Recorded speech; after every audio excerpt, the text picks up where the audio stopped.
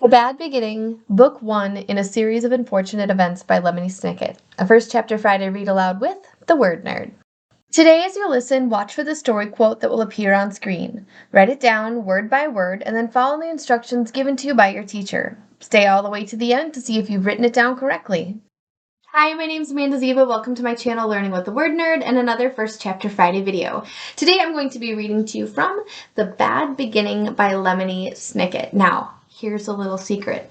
Lemony Snicket is not the author's real name. Lemony Snicket is a pseudonym or a pen name or a fake name that the author has given themselves for writing this book. It took a really long time before anybody figured out who Lemony Snicket was in real life, but we do now know who it is. I'm not going to give that secret away, but if you want to go on a little Google adventure, you can type in who is Lemony Snicket really, and you can find out the author's in real life name. I love this book for a lot of reasons. One, it's the first in a series of 13 books, so if you are a fan of series, you're definitely gonna love this. Two, this is just a really, really cool book. It's to hold, to feel. It's got amazing end papers. It's kind of got these old-fashioned, like thicker, rough cut pages.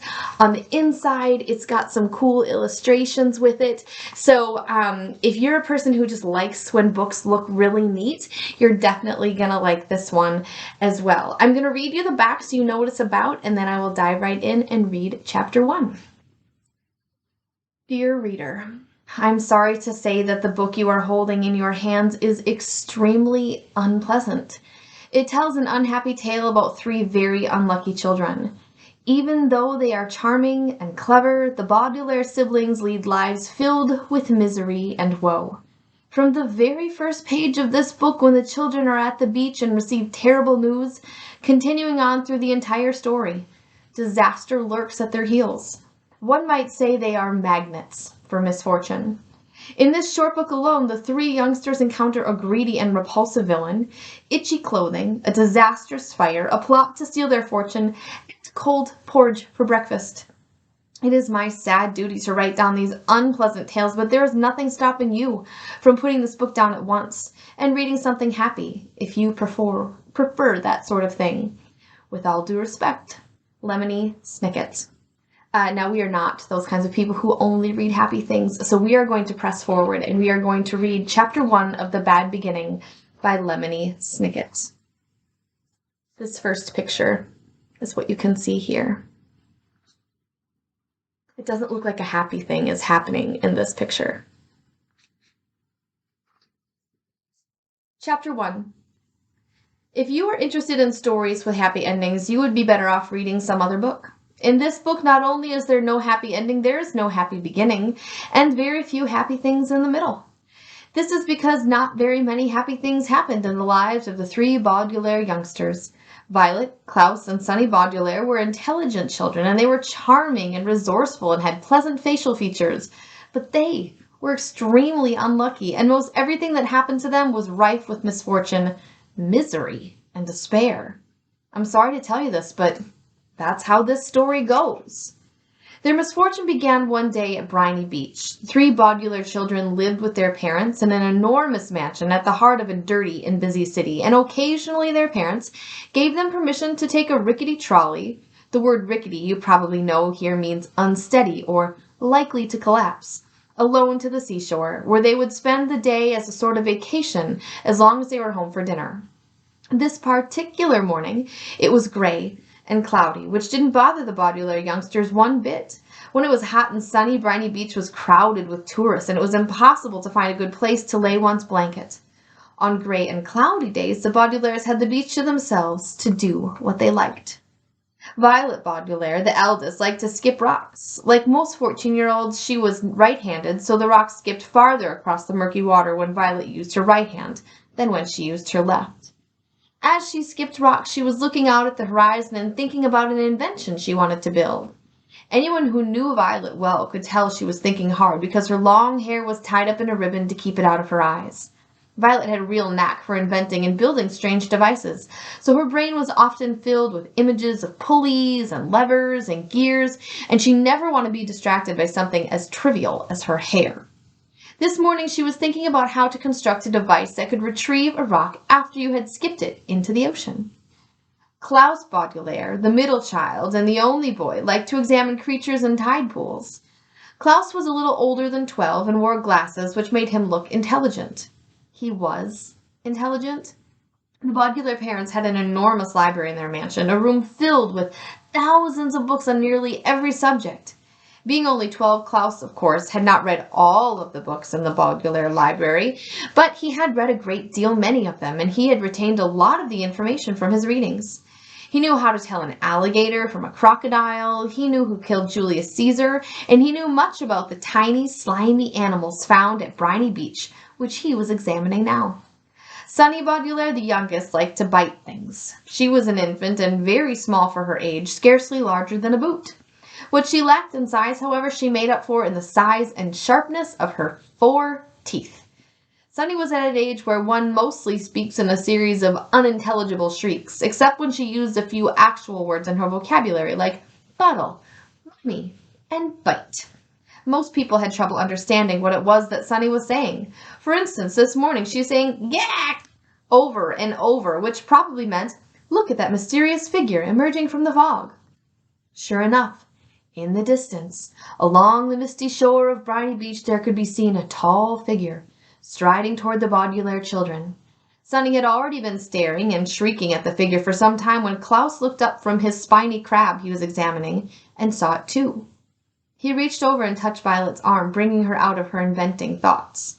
Look at that, Klaus said, and pointed toward the figure. It was drawing closer, and the children could see a few details. It was about the size of an adult, except its head was tall and rather square. What do you think it is? Violet asked. I don't know, Klaus said, squinting at it, but it seems to be moving right toward us. We're alone. On the beach, Violet said, a little nervously. There's nobody else it could be moving toward. She felt the slender, smooth stone in her left hand, which she had been about to try and skip as far as she could. She had a sudden thought to throw it at the figure, because it seemed so frightening. It only seems scary, Klaus said, as if reading his sister's thoughts, because of all the mist. This was true. As the figure reached them, the children saw with relief that it was not anybody frightening at all, but somebody they knew. Mr. Poe.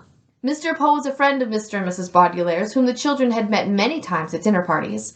One of the things Violet, Klaus, and Sunny really liked about their parents was that they didn't send their children away when they had company over, but instead allowed them to join the adults at the dinner table and participate in the conversation, as long as they helped clear the table afterward. The children remembered Mr. Poe because he always had a cold and was constantly excusing himself from their table to have a fit of coughing in the next room. Mr. Poe took off his top hat, which had made his head look large and square in the fog, and stood for a moment, coughing loudly into a white handkerchief. Violet and Klaus moved forward to shake the hand of his man and say, "How do you do?" "How do you do?" said Violet. "How do you do?" said Klaus. "Oh, do yow!" said Sunny. "Fine, thank you," said Mr. Poe, but he looked very sad. For a few seconds nobody said anything, and the children wondered what Mr. Poe was doing there at Briny Beach when he should have been at the bank in the city where he worked. He was not dressed for the beach. "It's a nice day," Violet said, finally making conversation. Sunny made a noise that sounded like an angry bird, and Klaus picked her up and held her. Yes, it is a nice day," Mr. Poe said absently, staring out at the empty beach. "I'm afraid I have some very bad news for you children." The 3 Baudelaire siblings looked at him. Violet, with some embarrassment, felt the stone in her left hand and was glad she had not thrown it at Mr. Poe. "Your parents," Mr. Poe said, "have perished in a terrible fire." The children didn't say anything. "They perished," Mr. Poe said, "in a fire that destroyed the entire house. I'm very, very sorry to tell you this, my dears." Violet took her eyes off Mr. Poe and stared out at the ocean. Mr. Poe had never called the Baudelaire children "my dears" before. She understood the words he was saying, but thought he must be joking, playing a terrible joke on her and her brother and sister. Perished, Mr. Poe said, means killed. We know what the word perished means, Klaus said crossly. He did know what the word perished meant, but he was still having trouble understanding exactly what it was that Mr. Poe had said. It seemed to him that Mr. Poe must have somehow misspoken. The fire department arrived, of course, Mr. Poe said, but they were too late. The entire house was engulfed in fire. It burned to the ground. Klaus pictured all the books in the library going up in flames. Now he'd never read all of them. Mr. Poe coughed several times into his handkerchief before continuing. I was sent to retrieve you here and to take you to my home, where you'll stay for some time while we figure things out. I am the executor of your parents' estate. That means I will be handling their enormous fortune and figuring out where your children will go. When Violet comes of age, the fortune will be yours, but the bank will take charge of it until you are old enough. Although he said he was the executor, Violet felt like Mr. Poe was the executioner. He had simply walked down the beach to them and changed their lives forever. Come with me, Mr. Poe said, and held out his hand. In order to take it, Violet had to drop the stone she was holding. Klaus took Violet's other hand, and Sunny took Klaus's other hand, and in that manner the three Baudelaire children, the Baudelaire orphans now, were led away from the beach and from their previous lives. All right, if you want to find out what happens to the three siblings next, not only in this book, but in all of the other 12 in the series of unfortunate events, you're going to want to grab a copy from your school library, purchase it from your favorite local indie bookstore, or grab it via the link in the description box below. Before I let you go, I want to tell you about one other book that Lemony Snicket, remember that's not his real name, wrote, and it's called Read Something Else. And it's full of all of these little funny sayings and pictures and little quips about reading. And if you just want something different, something that's going to make you laugh or something that's going to make you go, you're going to want to pick up a copy of this book. So I'll make sure that I link that in the description box below as well. Thank you so much for joining me this week for First Chapter Friday, and I hope to see you again next time. Happy reading! To continue reading The Bad Beginning or any of the rest of the books in the series of unfortunate events by Lemony Snicket, grab one from your local library, purchase one from your favorite local indie bookstore, or grab it via the link in the description box. Then be sure to check out the rest of the First Chapter Friday playlist I have ready and waiting for you. There are over 100 middle grade and young adult novels with their first chapters read aloud. Some even include author interviews. This week's mystery quote says, "The worst surroundings in the world can be tolerated if the people in them are interesting and kind."